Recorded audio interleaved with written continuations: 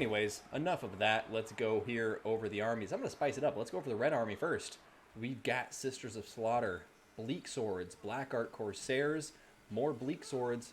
So total of 2 Bleak Swords and 2 Black Art Corsairs. Make that 3 Bleak Swords. And Hargoneth Executioners over here. Just a single unit here, over here. Now, for over here, we have Harpies as well. Or so yeah, 2 Harpies and a third being the Crows of Cain that cause that have that regeneration in combat, and they do cause fear as well. Yeah, in Spanish, Corona is crown. Over here on the left flank, we're going to have 3 units of Cold One Chariots. I love it. You don't see these guys enough anymore, but they're much better against the Dowie, obviously, because they do melee. In melee combat, they have armor piercing, so these guys can just devastate the lines. They also hide in the forest, which I've always found strange, but they're sneaky velociraptors on Razor Scooter Chariots.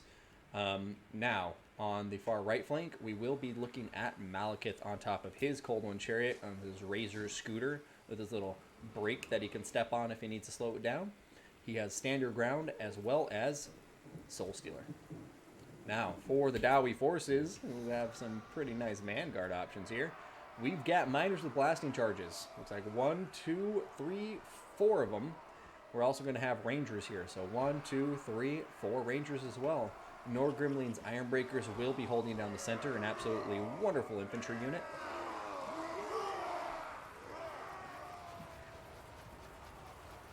Oh, wow. I didn't know that, Aerocrastic. Thank you so much. That's a fun fact.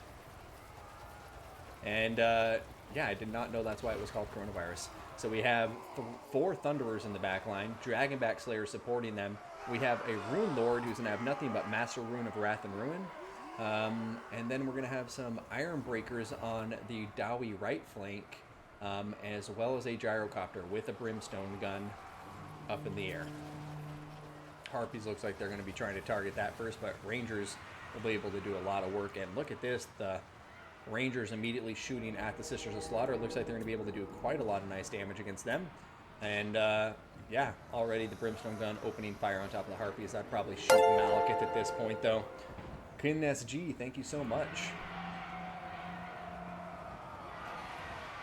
But yeah, right now, Malekith and his Harpies trying to get into combat here, take out some of the Rangers, and already he's doing some really good damage, but Thunderers and the Brimstone gun's going to be firing in, so he should be careful.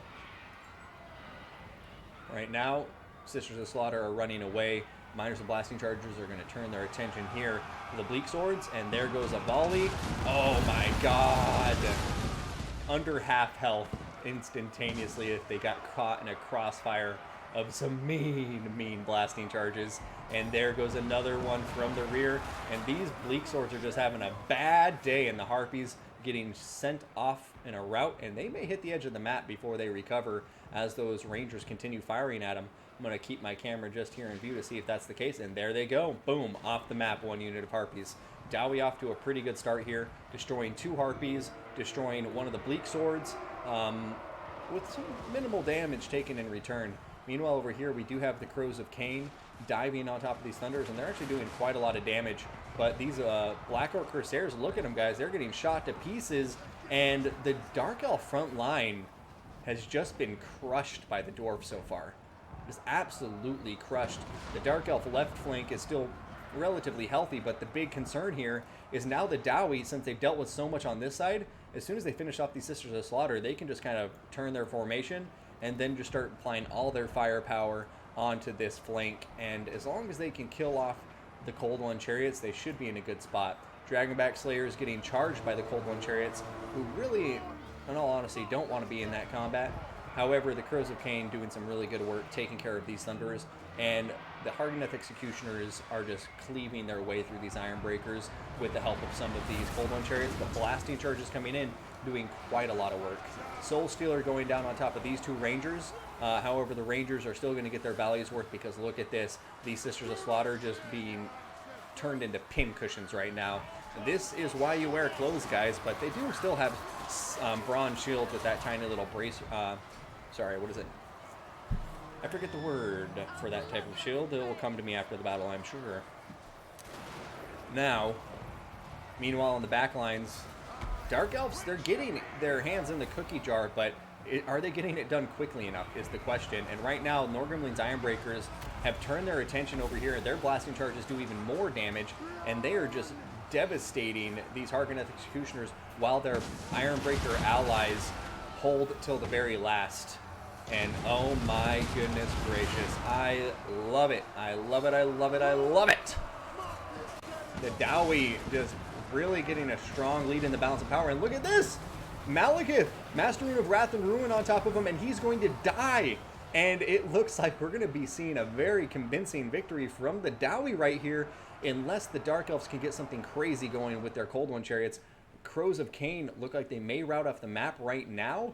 And with that, it's just like, holy cow. Yeah, there they go, off the map. Malekith is dead. The Cold One Chariots are taking a ton of damage. And the Dark Elf infantry is in tatters. There's barely any of it left. This is an absolutely insanely impressive display from the Dwarfs, in my opinion. And got to give some huge shout out here to ODM Enticity. What a build and what a play. Like, he just crushed this Dark Elf army. And not to speak ill of Hadres at all. Obviously, we've been seeing him play all day, and he's an awesome player. But this Dowie build just had his number.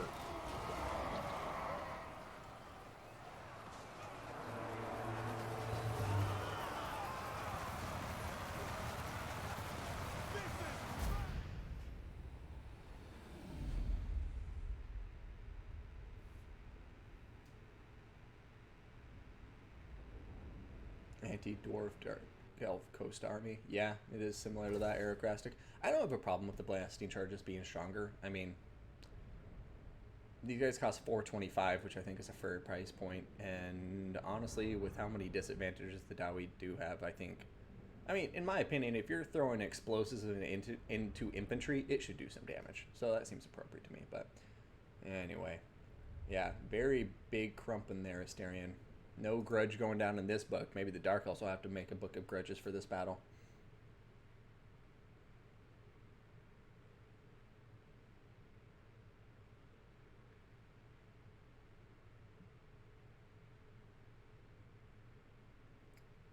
Sit on the ground for a second and blow up. Oh, so now they blow up instantly. No, I thought that was an excellent dwarf army. I really liked it. I liked the pick of the two Ironbreakers as well. And the blasting charge is just doing some really good damage. Yeah, I mean, the Norgrimling's Ironbreakers just devastated the Hargoneth Executioners. And the Hargoneth Executioners got a ton of value because they were just slaughtering these Ironbreakers. 11 kills versus 53. But as soon as these guys started throwing blasting charges in them, bye-bye.